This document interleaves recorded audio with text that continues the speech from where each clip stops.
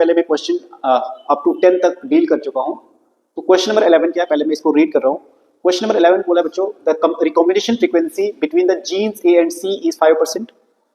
तो आपको यहाँ पे बच्चों क्या बताया कि जो जीन ए और बी है, ए एंड सी है, ए एंड दो जीन है, इनकी जो रिकॉम्बिनेशन फ्रीक्वेंसी है वो है 5%। कितनी है? 5%। बी एंड सी की जो रिकॉम्बिनेशन फ्रीक्वेंसी पूछी गई है दैट इज 15%। बी और सी की जो रिकॉम्बिनेशन फ्रीक्वेंसी है वो आपकी है 15%। बी एंड डी की जो रिकॉम्बिनेशन फ्रीक्वेंसी है, बी एंड डी की जो रिकॉम्बिनेशन फ्रीक्वेंसी है वो है आपकी 9%। ए एंड बी की 20%। ए और बी की आपकी जो रिकॉम्बिनेशन फ्रीक्वेंसी है वो है 20%। सी एंड डी की 24%। सी एंड डी की जो रिकॉम्बिनेशन फ्रीक्वेंसी है वो है 24%। ठीक है। और लास्ट में यहाँ पे ए और डी की जो रिकॉम्बिनेशन फ्रीक्वेंसी है वो है 29%। ठीक है। तो अगर आप देखेंगे तो यहाँ पे टोटल नंबर ऑफ जीन्स जो मेंशन है वो 4 है, ए जीन, बी जीन, सी और डी जीन्स। तो हर जीन्स का रिकॉम्बिनेशन फ्रीक्वेंसी यहाँ पे क्वेश्चन में मेंशन है। अब आपको क्या बताना है, what will be the sequence of the genes on a linear chromosome. तो जो ये 4 डिफरेंट जीन्स हैं किसी एक लीनियर क्रोमोसोम के ऊपर, तो आपको उनका क्या निकालना है? सीक्वेंस निकालना है, यानी कि आपको ऑर्डर ऑफ जीन निकालना है। सीक्वेंस या आप बता सकते हैं बच्चों ऑर्डर ऑफ जीन्स निकालना है आपको, कि उस लीनियर क्रोमोसोम के ऊपर इन जीन का क्या ऑर्डर होगा। तो ये सिंपल है बच्चों, आप ध्यान से सुने, क्योंकि इस टाइप्स के क्वेश्चंस आपके लिए बहुत ईजी होंगे, आने वाले फ्यूचर में भी एग्जाम में आ सकते हैं। तो पहले आप इनको कोशिश करें समझने की। एक्चुअली में इस क्वेश्चन में हम कैसे जीन ऑर्डर को कैलकुलेट करते हैं किसी एक क्रोमोसोम के ऊपर। ठीक है। तो देखो, सबसे पहले हमें पता होना चाहिए, देखो रिकॉम्बिनेशन फ्रीक्वेंसी क्या होती है। देखो रिकॉम्बिनेशन फ्रीक्वेंसी में जो परसेंटेज में यहाँ पे डिफरेंट जीन्स के बीच में निकालेंगे, तो रिकॉम्बिनेशन फ्रीक्वेंसी सबसे अधिक अगर आप देखोगे यहाँ पे तो ए और डी के बीच में सबसे अधिक है 29%। तो आप सबसे पहले क्या याद रखें कि जब भी रिकॉम्बिनेशन फ्रीक्वेंसी सबसे अधिक होगी तो उस समय तो जो जीन का डिस्टेंस होगा वो सबसे दूर होगा, क्योंकि जितना ज्यादा डिस्टेंस होगा तो उतनी ज्यादा क्रॉसिंग ओवर होगी, और जितनी ज्यादा क्रॉसिंग ओवर होगा तो रिकॉम्बिनेशन फ्रीक्वेंसी आने के चांसेस उतने ज्यादा होंगे। तो यहाँ पे आपको क्या करना है, सबसे पहले इस क्वेश्चन ऐसे जैसे क्वेश्चन को सॉल्व करने के लिए आपको क्या करना है कि जहां पे सबसे ज्यादा रिकॉम्बिनेशन फ्रीक्वेंसी होगी तो उन दो जीन को सबसे पहले प्लेस करना है और सबसे दूर प्लेस करना है, क्योंकि जहां पे सबसे ज्यादा रिकॉम्बिनेशन फ्रीक्वेंसी है तो इसका मतलब है वो दो जीन आपस में सबसे डिस्टेंटली लोकेटेड होंगे एक दूसरे से। तो सपोज मैं अगर यहाँ पे देखोगे तो ए और डी का जो रिकॉम्बिनेशन फ्रीक्वेंसी वो 29 है, इसका मतलब है ये दोनों ही जीन आपस में डिस्टेंटली लोकेटेड है। ठीक है ना। तो सपोज मैं मान के चलो ये एक लीनियर क्रोमोसोम का आपको जीन ऑर्डर निकालना है, तो ये सपोज हमने एक लीनियर क्रोमोसोम लिया और सबसे पहले आपको कौन से वाला कंडीशन लेनी है, सबसे पहले आपको ए और डी वाले जीन को लेना है। तो सपोज मान के चलो मैंने इस जगह पे ए जीन को रखा और यहां पे सबसे लास्ट पे रखा डी को, क्योंकि इनकी रिकॉम्बिनेशन फ्रीक्वेंसी सबसे अधिक है। और वो देख रहे हैं कि 29 फ्रीक्वेंसी, यहां से लेकर अगर आप ए और डी की रिकॉम्बिनेशन फ्रीक्वेंसी देखोगे तो वो कितनी बता रहे हैं हम, 29%, जो मैंने यहां पे मेंशन की है। अब आपको क्या करना है, जब आपने इन दो जीन को प्लेस्ड कर लिया एक लीनियर क्रोमोसोम के ऊपर, ये सपोज मान के चलो एक क्रोमोसोम है, this one is the chromosome. अब नेक्स्ट में क्या करना है, आपको देखना है कि अब देखो ए के साथ कौन है और डी के साथ कौन है। पहले हम या ए या डी के साथ देख लो, और इसमें आपको ये देखना है कि अब अगर जो ए के साथ जीन होगा वो क्लोजली, यानी कि उनके बीच में रिकॉम्बिनेशन फ्रीक्वेंसी कम होनी चाहिए। तो देखो अगर मैं ए देखो यहाँ पे तो ए सी के साथ भी है और ए बी के साथ भी है। अब यहाँ पे पहले केस में तो हमने क्या किया, जो सब पहले केस में हमने देखा कि सबसे पहले उन्हीं जीन को प्लेस करना है जिनका डिस्टेंस दूर हो। तो सबसे पहले रिकॉम्बिनेशन, अब जितनी ज्यादा रिकॉम्बिनेशन फ्रीक्वेंसी होगी तो डिस्टेंस लोकेटेड उनका भी क्या होगा, उतना ज्यादा होगा। तो वो हमने ए और डी के बीच में देखा। अब देखेंगे ए और सी, ए सी के साथ भी है, बी के साथ यहाँ पे इनकी रिकॉम्बिनेशन फ्रीक्वेंसी मेंशन है। लेकिन अब हमने नेक्स्ट में क्या करना है कि अब उन दो जीन को देखना है, जैसे ए सी के साथ है, ए बी के साथ है, लेकिन जिनकी रिकॉम्बिनेशन फ्रीक्वेंसी कम है। अब रिकॉम्बिनेशन फ्रीक्वेंसी कम होगी तो जो जीन्स होंगे वो साथ में होंगे। इसका मतलब है ए सी के साथ 5% है और ए बी के साथ कितना है, 20% है। तो अब इस केस में मैं क्या करूंगा, अब ए को सी के साथ लेके जाऊंगा। तो देखो जैसे मैंने यहाँ पे ए को प्लेस किया था, अब क्योंकि ए और सी के बीच में रिकॉम्बिनेशन फ्रीक्वेंसी कितनी है, तो वो सिर्फ 5% है। ए और सी में कितनी रिकॉम्बिनेशन है, दैट इज द 5%। ये 5% रिकॉम्बिनेशन फ्रीक्वेंसी है और ए और सी के बीच में। और साथ साथ में अब ए और सी को भी हमने देख लिया। अब देखो सी और बी के बीच में कितनी दी है, 15%, बी और डी के बीच में 9%। तो देखो हमने ए और सी को प्लेस कर लिया, ए और डी को प्लेस कर लिया। अब नेक्स्ट में मैं क्या करूँ, बी और डी को, सॉरी अब सी के साथ कौन है, तो सी के साथ बी भी दिख रहा है आपको और सी के साथ डी भी दिख रहा है, क्योंकि अब हमें ये देखना है कि सी और बी के बीच में कितनी है, तो 15% है। तो अगर आप देखोगे तो मैंने सी को यहाँ पे प्लेस कर लिया है और सी और बी के बीच का जो डिस्टेंस है वो कितना है, सी और बी का देख रहे हैं आप, सी और बी का है 15%। तो यहां से लेकर जो आपका रिकॉम्बिनेशन फ्रीक्वेंसी है वो कितनी है, 15% है। कितनी परसेंट है, 15% है।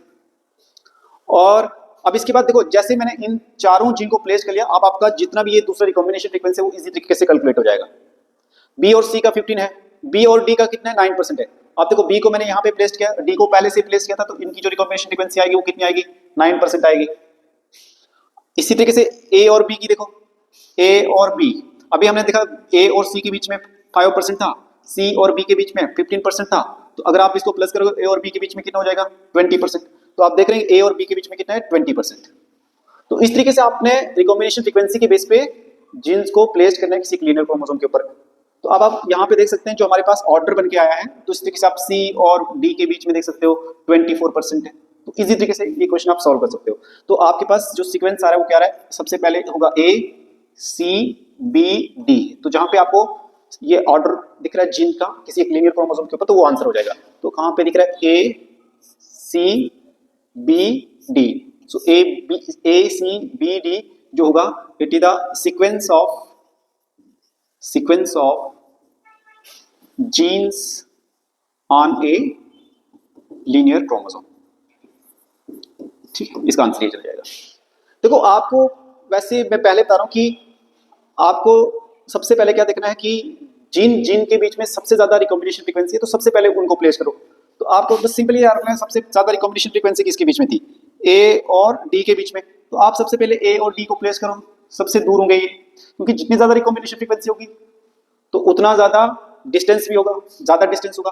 तो ए और डी अगर स्टार्टिंग में ए हो और लास्ट में डी है, तो आपको देखो ए और डी जहां पे इन दोनों में ऑप्शन में मिल रहा है, पहले तो ये दो ऑप्शन आपको इसी तरीके से एलिमिनेट हो जाएंगे, बाद में आपको दूसरों को प्लेस करना है। और नेक्स्ट में मैंने क्या बताया था कि अब ए के साथ कौन है, ए के साथ सी भी था, ए के साथ बी भी था। अब ये देखना कि जो सबसे कम नजदीक होगा ए के, तो ए के साथ सी भी था वो 5% था, और ए के साथ बी भी था 20% था। तो ए के साथ अगर सी है तो कितना जाएगा, यहाँ पे 5%। तो कॉमन सेंस से ए सी के साथ आएगा, ए सी के साथ आ रहा है, इधर तो ए बी के साथ है, तो ये आंसर तो हो ही नहीं सकता। तो इस तरीके से इस क्वेश्चन को आप कैलकुलेट कर सकते हो। सो इसका जो आंसर जाएगा D part is the right answer of this question. Next question पे मूव करते हैं। आज का जो हमारा नेक्स्ट क्वेश्चन है वो है 12, वो है if a colour blind female क्या है, marriage a man whose mother was also color blind, what are the chances of her progeny having color blindness? तो यहाँ पे एक फीमेल है, वो क्या है, वो एक डिजीज से कास्ट है, और डिजीज कौन सी है, कलर ब्लाइंड। और उसकी जो हमने शादी करवाई है वो किसी एक मैन से करवाई है, whose mother was also color blind, लेकिन जो उसकी मदर थी उस मैन की वो भी ऑलरेडी क्या थी, colour blind. What were the chances of her progeny having color blindness? तो आपको बताना है कि अगर हम जब इन दोनों को आपस में मैरिज करवाएंगे तो जो इनके आगे प्रोजनीज आएंगे, इनके ऑफस्प्रिंग्स आएंगे, तो उनमें डिजीज होने के क्या क्या चांस होंगे। तो बच्चों इस क्वेश्चन को सॉल्व करने के लिए आपको सबसे पहले डिजीज कलर ब्लाइंडनेस के बारे में पता होना चाहिए। देखो जो डिजीज कलर ब्लाइंड है ये एक एक्स लिंक्ड रिसेसिव डिसऑर्डर है। एक्स लिंक्ड रिसेसिव डिसऑर्डर कहने का मतलब है जो इसका जीन प्रेजेंट होता है वो एक्स क्रोमोसोम पे होता है, वो ऑटोसोम पे नहीं होता। तो पहले तो ये इन्फॉर्मेशन होनी चाहिए आपको। क्या है ये एक एक्स लिंक्ड रिसेसिव डिसऑर्डर है, एक्स लिंक्ड रिसेसिव डिसऑर्डर है। अब देखो जैसे इस कंडीशन को देखो, जब आप इसको सॉल्व करोगे तो आपको मैं यहाँ पे कुछ कंडीशंस बता रहा हूँ, आप उन कंडीशन को तैयार करके रखें। पहले तो ये आपको याद रखना कि ये एक एक्स लिंक्ड रिसेसिव डिसऑर्डर है, ठीक है।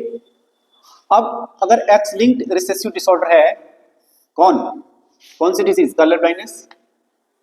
तो इसमें मैं यहाँ पे ये 3 कंडीशन बताया हूँ, ये 3 कंडीशन आपको फीमेल में दिखेंगी, और इसमें हम ये देखेंगे कि कौन सी कंडीशन में जो मेल है वो नॉर्मल है और कौन सी केस में जो है फीमेल होगी जो एबनॉर्मल होगी। देखो अब फीमेल के केस में दोनों के दोनों एक्स क्रोमोसोम होते हैं, सेक्स क्रोमोसोम दोनों के दोनों एक्स एक्स एक्स एक्स। अब देखो पहली कंडीशन में हो सकता है कि जो कलरलेस कलर ब्लाइंडनेस के लिए जो जीन होगा वो दोनों के दोनों यहाँ पे डोमिनेंट होंगे। तो जो डोमिनेंट वाले हैं तो उनको मैं एक्चुअली में एन से शो करूँ, ये डोमिनेंट एलील है और एन फॉर नॉर्मल, तो दोनों के दोनों क्या है, डोमिनेंट है, तो इसको बताएंगे होमोजाइगस डोमिनेंट। तो अगर ऐसी कंडीशन होगी फीमेल में तो फीमेल क्या होती है, नॉर्मल होती है, क्या होती है, नॉर्मल होती है।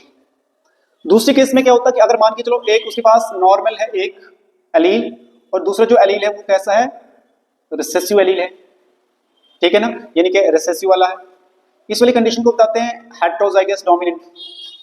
तो देखो इस कंडीशन में बच्चों क्या होगा, जो फीमेल होगी वो फिर से क्या होगी, नॉर्मल होगी, क्या होगी, नॉर्मल होगी, यानी कि अगर एक नॉर्मल है और एक कैसा है, रिसेसिव एलील है, तो इस कंडीशन में फीमेल फिर भी क्या होगी, वो नॉर्मल ही होगी, बट इस फीमेल को हम बताएंगे कैरियर, क्या बताएंगे, कैरियर। तो हेटेरोजाइगस डोमिनेंट में फीमेल भी नॉर्मल होती है, क्यों कैरियर इसलिए बताते हैं क्योंकि उसके पास एक रिसेसिव एलील होगा, बट फिर भी एक डोमिनेंट एलील होने के कारण भी उसमें डिजीज काज नहीं होगी, इसलिए वो क्या होगी, नॉर्मल होगी। क्लियर है। थर्ड कंडीशन ये होगी कि अब जब दोनों के दोनों ही रिसेसिव एलील हों, यहाँ पे भी रिसेसिव, इस वाले क्रोमोसोम के ऊपर भी, इस क्रोमोसोम के ऊपर भी, दोनों ही एक्स पे जब रिसेसिव एलील होंगे उसको बताते हैं होमोजाइगस रिसेसिव, और इस समय जो फीमेल होगी वो कैसे होगी, एबनॉर्मल, यानी कि अब ये कलर ब्लाइंडनेस डिजीज से कॉज्ड होगी इस वाली कंडीशन में। तो अब हमारे क्वेश्चन में क्या पूछा था कि जो फीमेल है वो क्या है, आपकी कलर ब्लाइंडनेस है, इसका मतलब अगर आप कलर ब्लाइंडनेस है तो उसका जो जीनोटाइप होगा वो कैसा होगा, एक्स स्मॉल सी, ये जीनोटाइप होगा, क्योंकि दोनों ही एक्स क्रोमोसोम के ऊपर रिसेसिव एलील होंगे, ठीक है ना, ये जीनोटाइप होगा फीमेल का। और आप देखेंगे मेल के कंडीशन है, दो कंडीशन आएंगी, जैसे फीमेल में आपने दो कंडीशन देखी, तीन कंडीशन देखी, अब मैं यहाँ पे मान के चलो मेल के बारे में बता रहा हूँ। मेल के केस में आपको दो कंडीशन दिखेंगी, क्यों दो, क्योंकि मेल में तो एक एक्स क्रोमोसोम होता है, एक वाई होता है। अगर एक्स क्रोमोसोम के ऊपर आपको एक नॉर्मल दिखे, क्योंकि वाई क्रोमोसोम पे इसके लिए इसके पास कोई भी एलील है ही नहीं, तो वाई पे है ही, तो जब एक ही क्रोमोसोम के ऊपर सिर्फ एलील प्रेजेंट हो और दूसरे क्रोमोसोम पे ना हो, उसके लिए बच्चों हम टर्म यूज करते हैं, जैसे यहाँ पे होमोजाइगस यूज करते थे, यहाँ पे हम टर्म यूज करते हैं हेमीजाइगस डोमिनेंट। तो अगर मेल हेमीजाइगस डोमिनेंट है, यानी कि उसके ऊपर एक एक्स क्रोमोसोम के ऊपर नॉर्मल एलील है, तो इस कंडीशन में जो मेल होता है वो नॉर्मल होता है, क्या होता है, नॉर्मल होता है। दूसरी कंडीशन में क्या होगा कि इसी अगर एक्स के ऊपर क्या होगा कि जो रिसेसिव एलील हो, जिसको हम जिस एलील को मैं सी से रिप्रेजेंट कर रहा हूं, इस कंडीशन को बताएंगे हेमीजाइगस रिसेसिव, और इस केस में क्या होगा, जो मेल होगा वो क्या होगा, एबनॉर्मल, यानी कि ये डिजीज काज्ड होगा किससे, कलर ब्लाइंडनेस से, ठीक है, डिजीज काज्ड होगा किससे, ये कलर ब्लाइंडनेस से, क्योंकि यहाँ पे सिर्फ दो ही कंडीशन आएंगी, क्योंकि यहाँ पे आपने देखा कि एक एक्स और एक वाई क्रोमोसोम है, हाँ अगर दोनों एक्स होते तो तब तीन कंडीशंस आ सकती हैं जो फीमेल में देखी आपने। अब वहां पे क्वेश्चन में क्या पूछा कि एक फीमेल है जो कलर ब्लाइंडनेस है, तो कलर ब्लाइंडनेस होगी तो ये वाली कंडीशन होगी, इसका जीनोटाइप ये होगा, और जो मेल है वो कैसा है वो मेंशन नहीं किया, मेल यानी कि ये फीमेल है और ये मेल है, ये क्या है, मेल है, लेकिन क्वेश्चन में ये मेंशन किया था कि जो मेल है तो जो उसकी मादर है वो भी क्या थी, कलर ब्लाइंड थी। अगर इसकी मादर अगर कलर ब्लाइंड होगी तो उसके पास भी ऐसा ही जीनोटाइप होगा, एक्स स्मॉल सी, यानी कि दोनों के दोनों रिसेसिव एलील होंगे इसकी मादर के पास भी। अब इसमें जो एक्स क्रोमोसोम आया होगा वो इसकी मादर से आया होगा, चाहे ये आया होगा चाहे ये आया होगा, इसका मतलब है इस कंडीशन में भी इसके पास क्या होगा, एक रिसेसिव एलील होगा, यानी कि ये वाली कंडीशन होगी। और इस कंडीशन में अगर मेल के पास अगर एक ही रिसेसिव एलील होगा, यानी कि हेमिजाइगस रिसेसिव होगा, तो उसमें भी डिजीज काज होती है, इसका मतलब है ये भी जो है किसी डिजीज काज से, ये भी कलर ब्लाइंड से काज है, दोनों के दोनों मेल और फीमेल क्या है, कलर ब्लाइंड से काज्ड। क्योंकि इस केस में फीमेल कौन सी वाली कंडीशन में डिजीज काज होती है, होमोजाइगस रिसेसिव में, यानी कि ये वाला जीनोटाइप, और मेल कब काज होता है, जब हेमिजाइगस रिसेसिव कंडीशन हो।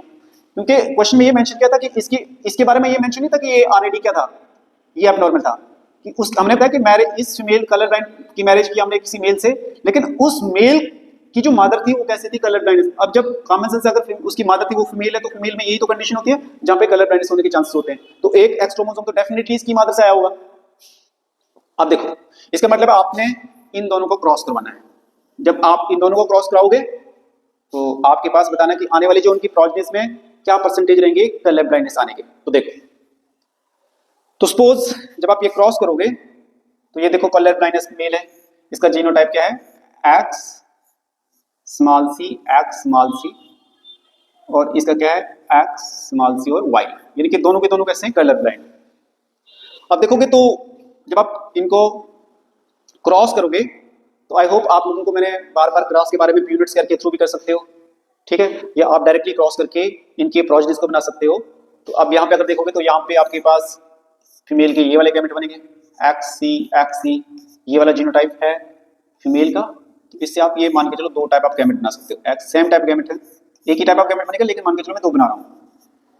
और इस तरीके से मेल का एक गैमेट बनेगा, क्योंकि मेल का जीनोटाइप है एक्स सी वाई, तो यहाँ से आपके पास दो टाइप ऑफ गैमेट बनेंगे, एक एक्स सी वाई।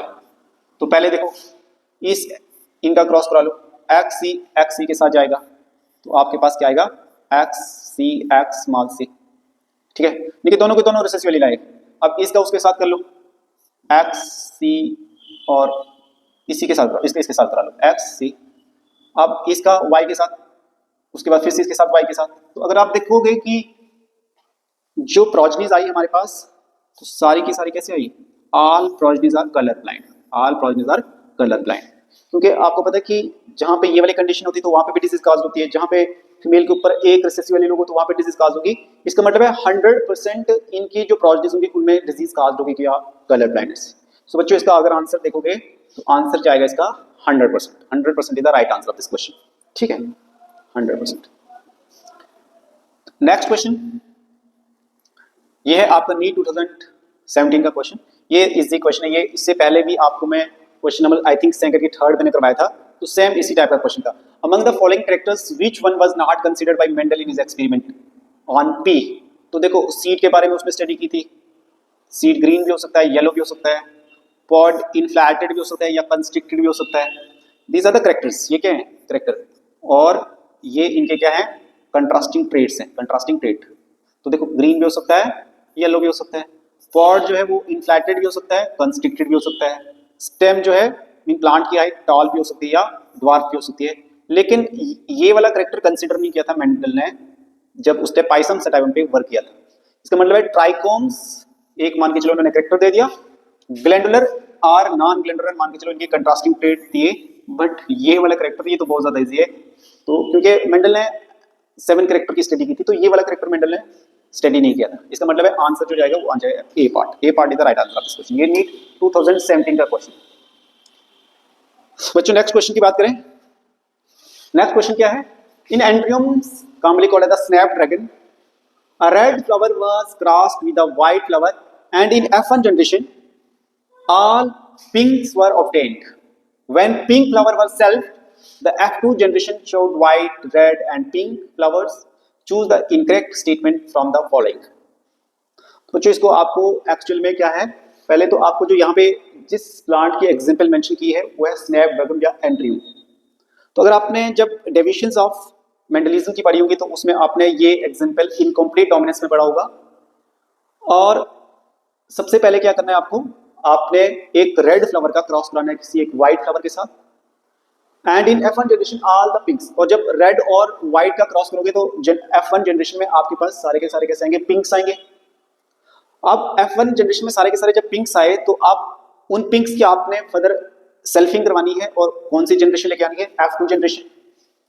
और F2 जनरेशन में हमें क्या दिखेगा, व्हाइट, रेड एंड पिंक, ठीक है ना, फ्लावर्स। अब इसके रिलेटेड जो आप ये क्रॉस किया उसके रिलेटेड यहाँ पे कुछ इन्फॉर्मेशन दी हुई है, और इन इन्फॉर्मेशन को पढ़ के कुछ स्टेटमेंट्स दिए, इन स्टेटमेंट्स को पढ़ के आपको यहाँ पे क्या करना है, choose the incorrect statement from the following. तो देखो सबसे पहले आपको क्या करना है, पहला स्टेटमेंट हम रीड करते हैं, law of segregation does not apply in this experiment. तो बच्चों देखो, चलो मैं इस स्टेटमेंट को लास्ट में डील करूंगा, बट आई थिंक आपको ये इतना तो पता होगा कि जो लॉ ऑफ सेग्रीगेशन है ये एक यूनिवर्सल लॉ है, इसका कोई भी एक्सेप्शन नहीं है। बट यहाँ पे क्या लिखा है, does not apply in this experiment. देखो चाहे आपका लॉ, चाहे आपका डोमिनेंस हो, इनकम्प्लीट डोमिनेंस हो, को डोमिनेंस हो, कोई भी हो, तो लॉ ऑफ सेग्रीगेशन हर जगह अप्लाई होता है। इसका मतलब है यहाँ पे तो डज नॉट अप्लाई लिखा है, ये तो अप्लाई होगा ना। अगर ये स्टेटमेंट ठीक होता तो यहाँ पे क्या लिखा, law of segregation apply in this experiment, but यहाँ पे क्या लिखा है, डज नॉट। इसका मतलब यही स्टेटमेंट क्या हो गया, यहाँ से रॉन्ग हो गया। क्योंकि देखो अब इसको हम समझेंगे तो ये स्टेटमेंट रॉन्ग है, आपको रॉन्ग इनकरेक्ट स्टेटमेंट तो ही निकालना था। चलो हम दूसरों को भी रीड करते हैं और हर एक का मीनिंग समझते हैं। देखो दिस एक्सपेरिमेंट, जो ये एक्सपेरिमेंट है, does not follow the principle of dominance. ठीक है, आपने क्या किया, देखो आप यहाँ पे आपने क्या किया था, रेड का क्रॉस करवाया किसके साथ, व्हाइट के साथ। और जब इसका F1 देखा तो F1 में हमारे पास ये क्या बता रहा है कि हमारे पास कौन कौन से प्लांट आए, हमारे पास सारे के सारे कैसे आ गए, red flower pass cross with white flower in F1 generation all पिंक्स, सारे के सारे आ गए ऑल पिंक्स, ऑल पिंक कलर के आ गए। F1 जनरेशन में आपके पास कैसे आ गए, ऑल पिंक आ गए। आप मुझे बताओ, जब आप डोमिनेंस की बात करते हो तो डोमिनेंस में अगर हम रेड का क्रॉस व्हाइट के साथ कराते हैं तो आपके पास F1 जनरेशन में कौन से पहले प्लांट आने चाहिए, रेड, क्योंकि डोमिनेंस, प्रिंसिपल ऑफ डोमिनेंस क्या बताता है कि अगर हम किसी एक, सपोज इसको मैं डोमिनेंट कंसीडर कर रहा हूं और ये व्हाइट वाला रिसेसिव है, तो डोमिनेंट वाला अपने आप को एक्सप्रेस करेगा। तो यहाँ पे तो आपका जो कलर है वो तो अलग तरीके का आ रहा है, पिंक कलर कलर है, इसका मतलब है डोमिनेंट अपने आप को एक्सप्रेस नहीं कर पा रहा। So this experiment does not follow the principle of dominance. हाँ, नहीं कर पा रहा, ये फॉलो नहीं कर पा रहा है किसको, प्रिंसिपल ऑफ डोमिनेंस को। इसका मतलब है ये स्टेटमेंट तो ठीक हो जाएगा क्योंकि भाई ये फॉलो तो नहीं कर रहा, तो वही तो कुछ है, डज नॉट, तो ये वाला तो फॉलो नहीं कर रहा है किसको, लॉ ऑफ डोमिनेंस को। ठीक है, हाँ, अगर ये लॉ ऑफ डोमिनेंस को फॉलो करता तो यहाँ पे रेड कलर आना चाहिए था, बट वो तो हमारे पास पिंक कलर आ रहा है F1 जनरेशन में। चलो ये स्टेटमेंट क्या है, ठीक है, ठीक है ना, क्योंकि this experiment does not follow the principle, ठीक है ना, तो हाँ फॉलो नहीं कर रहा है तो ठीक स्टेटमेंट हो जाएगा ना ये। इसके बाद क्या है कि pink colour in F1 generation due to incomplete dominance. हाँ, तो बच्चों जो ये आपका पिंक कलर F1 जनरेशन में आया तो ये आपका डोमिनेंस नहीं है, ये क्या है, इनकम्प्लीट डोमिनेंस है। इनकम्प्लीट डोमिनेंस कहने का मतलब क्या होता है, जो पार्शियली आपका जो डोमिनेंट वाला जीन भी रेड कलर का भी और व्हाइट कलर का भी क्या हो, एक्सप्रेस हो, तो तभी जाके आपका कलर कैसा आया, पिंक कलर आया। इसका मतलब बोला कि pink colour in F1 generation due to incomplete dominance. हाँ, तो ये स्टेटमेंट भी ठीक है क्योंकि जो पिंक कलर F1 जनरेशन में आ रहा है ये किसके कारण आ रहा है, due to the incomplete dominance, तो ये स्टेटमेंट भी ठीक है। इसके अलावा जब आप इनकी फर्दर क्या कराओगे, पिंक कलर की जब आपकी फर्दर सेल्फिंग होगी तो सेल्फिंग में आपको क्या रेशियो दिखेगा, अगर आपने इनकम्प्लीट डोमिनेंस का जीनोटाइपिक और फिनोटाइपिक रेशियो पढ़ा होगा तो वो सेम था, जिसमें जब आप red is to pink is to white का जब रेशियो निकालते हो तो रेड आपके पास 1 आ जाता है आउट ऑफ 4 में से, और पिंक आपके पास 2/4 आ जाता है, और व्हाइट आपके पास 1/4 आ जाता है। तो आप देखो क्या दिया हुआ है, रेशियो ऑफ, मैं रेशियो ये F2 की बात कर रहा हूं, ये सुने था F2, the ratio of F2 is 1/4 red. हाँ, तो एक्चुअल में 1/4 रेड भी तो होता है, ये देखो 2/4 पिंक, 2/4 पिंक एंड 1/4 व्हाइट, 1/4 जो आता है वो क्या आता है, व्हाइट आता है। इसका मतलब है ये स्टेटमेंट भी राइट स्टेटमेंट है। तो हमें यहाँ पे इनकरेक्ट स्टेटमेंट के लिए पूछा गया था, तो आप इसका जो इनकरेक्ट स्टेटमेंट होगा, law of segregation does not apply in this experiment. देखो बच्चों, जो लॉ ऑफ सेग्रीगेशन है तो ये आपका चाहे डोमिनेंस हो चाहे इनकम्प्लीट डोमिनेंस हो तो हर एक जगह अप्लाई होता है। ठीक है, इसका मतलब ये स्टेटमेंट क्या है, आपका रॉन्ग स्टेटमेंट है। सो इसका आंसर जाएगा A part is the right.